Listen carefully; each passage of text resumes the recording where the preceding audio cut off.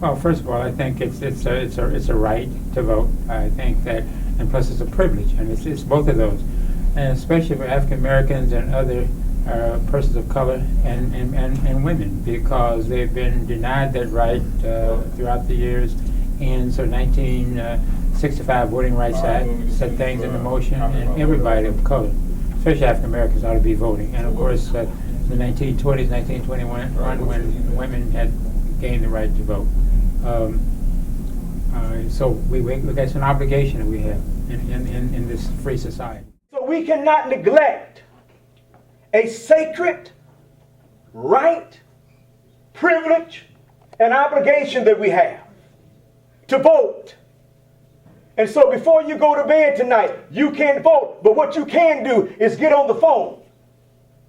If you're going to work on the poll tomorrow, then get on the phone tonight and encourage everyone that you know.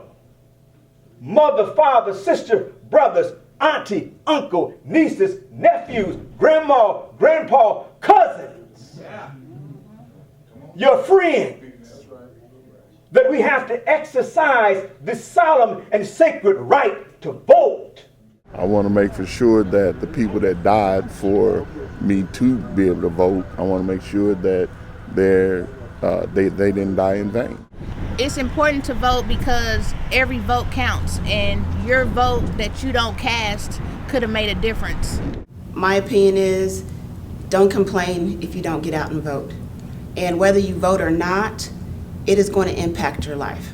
And if you've watched some of the more local elections, the statewide elections, where we've had a number of them in recent times where the decision was based on one vote. So one vote absolutely does count. Well, of course, every election is important, but this election is so much more important because we have a president in place that has some good things that are happening for an economy that's been slow to turn around. And people need to vote. Now, I'm not telling them who to vote for, but they need to make sure that at least they don't just assume that the right person is going to get in. They need to go vote. I just always love to vote. You just really feel like you're part of people who are trying to make a difference. And I just enjoy it. You just feel close to people. And it was only about a 15-minute wait. And they make it easy for you. You ought to do it. For obvious reasons. If you want to go back to the policies of the past that created the worst fiscal disaster in the last 80 years, if you want to go back to a past that created the worst foreclosure crisis in the last 50 years, well then Mitt Romney's your guy. When you leave here, call your people and tell them to vote. Then get a good night's sleep. Then get up and go to your poll and be there on time, beloved. It ain't CP time tomorrow. Huh? If the polls open at 6 o'clock, then we want to be there at least 5:45. Ready to go. Fired up. Ready to go. Fired up. Ready to go. Fired up. Ready to go. Freedom Incorporated.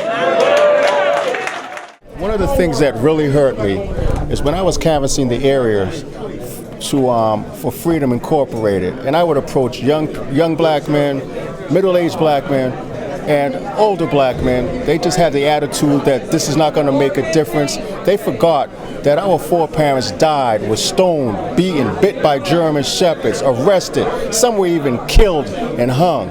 And they have the attitude that they did not care about voting. Our foreparents, our grandparents, back in the day, they were slaves for the right to vote. Now they have this chance for the right to vote, and they don't even want to exercise it. They basically don't care, but they want to be the first ones, the very first ones to start complaining about what the government and what this country and what is not being done for them.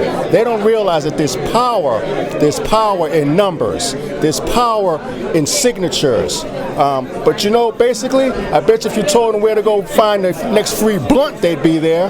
If you told them where the next party is, they'd be there. If you told them where the next Colt 45 malt liquor is, they'd be there. If you told them where they could go make another baby and not take care of it, they'd be there. If you told them how to go commit a crime, they'd be there. But they don't care about their future, their kids' future, or the past, their grandparents, the things that they had to suffer at the hands of the oppressor. That's all I got to say. When it's time to vote, you need to really think about it.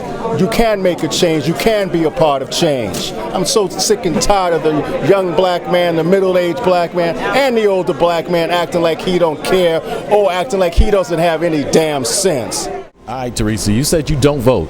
No, I don't. And why is that? I just feel voters' opinion don't count anyways. It's electoral votes that elect who goes into office. People's opinions don't mean nothing. The politicians say what they know we want to hear, and then when they get in office, they never do what they promise. Now is the time to make real the promises of democracy. Now is the time to rise from the dark and desolate valley of segregation to the sunlit path of racial justice. Now is the time to lift our nation from the quicksands of racial injustice to the solid rock of brotherhood. Now is the time. We cannot be satisfied as long as a Negro in Mississippi cannot vote and a Negro in New York believes he has nothing for which to vote. Yes, black men as well as white men would be guaranteed the unalienable rights of life, liberty, and the pursuit of happiness. So I take it you're voting for Obama then? Absolutely. Absolutely. Romney ain't giving you nothing. He has nothing to offer you. Man, don't even think like you do. He's too wealthy. You see what happened when you put one wealthy person in there, George Bush? See what he did? He drove the country darn near into bankruptcy. So what do you think Romney will do? You know, it's like, if you've never been on the ordinary citizen's road, you have no idea. I mean, the guy. So do you feel that Barack can relate to us? I think he can. He grew up like an ordinary person. You know, he wasn't faced with all that wealth and everything. I think he grew up just like everybody else. I mean, it feels real good. I'm so glad that there's so many people out here, that people aren't being discouraged by all the long lines. But, you know, I vote in all the elections, primary, general.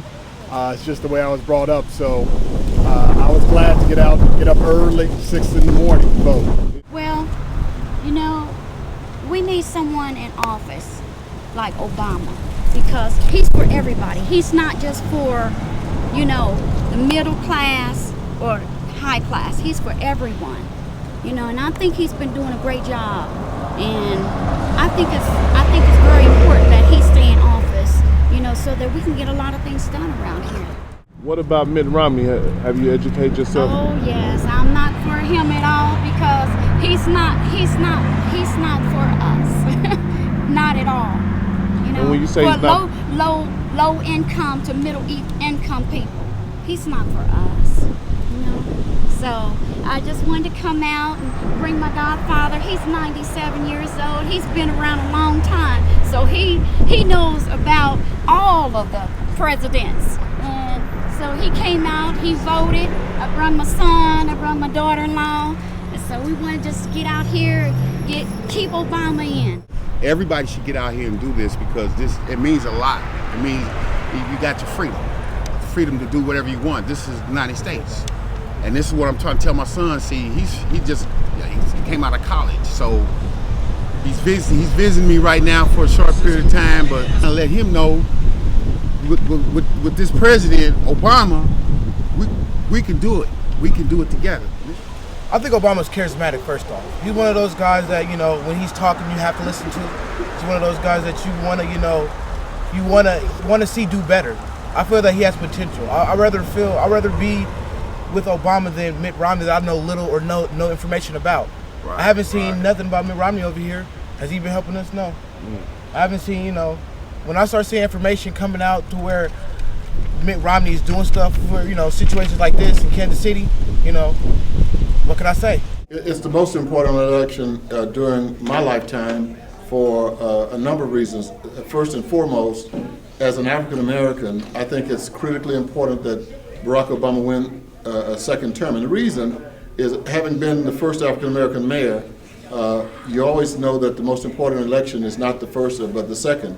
Because if you don't win re-election, then there's a statement that will be underground, which is, we gave him a try, but it just didn't work out. So he's got to have a second term so that the people in the country can say, we elected an African American, he did a great job, and we re-elected him.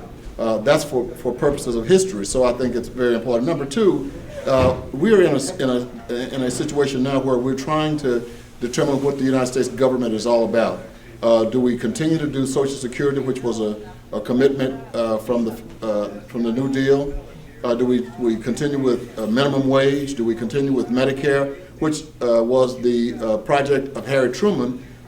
Truman wasn't able to get it through Congress, so Lyndon Johnson got it through, and Medicare was actually signed in Independence, Missouri. Lyndon Johnson and Lady Bird flew here, went out and signed it in front of Harry Truman and Bess Truman. And then thirdly, I think that we cannot allow bad conduct to rule. And by this, on the day that Barack Obama was elected president, not far from the mall where the president spoke, a group of Republicans met, including the minority leader of the Senate, Mitch McConnell, and they said that their commitment was to make sure that President Obama was a one-termer. And they fought every single day, and if he is defeated, it means that bad conduct works. And I think for the interests of the country, we've got to show that bad conduct is not the way we run the government of the United States. So why is it important that people get out and vote?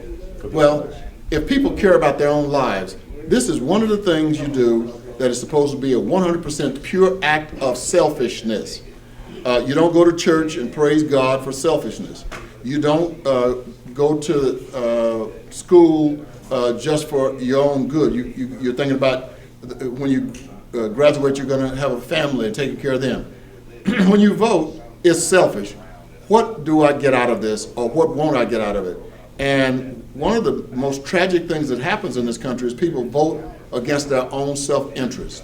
They go to the polls and vote against themselves. For example, the poorest congressional district in the United States is not Watts, it is not Harlem, it is not Huff in Cleveland, it is not 3rd Ward in Houston, it's not the 3rd District in Kansas City. The poorest district in the country is in Kentucky, represented by a man named Hal Rogers. And if you look at Hal Rogers' vote and compare his votes with the votes of people who represent areas that we think are the poorest, then you can come to the conclusion that the people who elect him every year by 75 or 80% are voting against their own self-interest.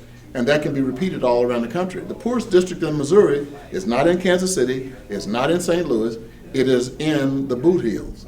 So you go to vote and you vote for your self-interest, the things that you're going to have happen. I had a guy during the debate on health care at Lee's Summit. We had a town hall meeting, the sheriff was there, police were all over the place, and a guy runs up to me screaming at me about voting for health care, and he had no teeth. I mean, here's a man who needed health care far more than me, screaming at me to vote against him. And I thought that was one of the great tragedies of our time. I would like to see, obviously my candidate is Barack Obama for president. I want to see the what they call Obamacare carried out. I am one of those persons who has a pre-existing condition and would not otherwise be able to be covered. So I think that is huge. Getting the healthcare exchange set up so that more people have access to quality health care, I think is extremely important. It says now that people who are really reading and people who are really looking and people who are really aware have said, let's look at the man for the job that he's done and not for the color of his skin. And if you look at his across-the-board policies, as I have said, I am a bishop, I'm a preacher. I don't necessarily agree with all of the decisions that he's made, but he made them as the President of the United States and not as a preacher. So he's doing a great job for our country. Well, I never tell people who to vote for because everybody has their own mindset. In fact, I took my 24-year-old son to the voting poll with me to vote early because I'm going to be out of pocket. And I didn't go over there with him. He says, what about these? I said, you need to read them. People have to read and make their own decisions. And I tell folks in my church that this is a college church. Some churches, they run a church where they tell people what to do. I give people options. And I tell them, you need to look at option 1, 2, 3, 4, 5, 6, 7, 8, 9, 10, 11, 12, option A to Z, and then you got to make an educated decision. The re-election of Barack Obama will, I think, will prove a lot of things. It will show that the people in this country, particularly in the minority communities, have resilience, that we have fortitude, that we're willing to stand behind the persons whom we put into office. So this is a very important election for the entire United States of America, because we have to show that racism is on its way out. It's going to be dead. Jim Crowism has to be put in the closet and stayed there. It shows you what one voice can do. One voice can change a room. And if the voice can change a room, it can change a city. And if it can change a city, it can change a state. And if it can change a state, it can change a nation. And if it can change a nation, it can change the world. Your voice can change the world.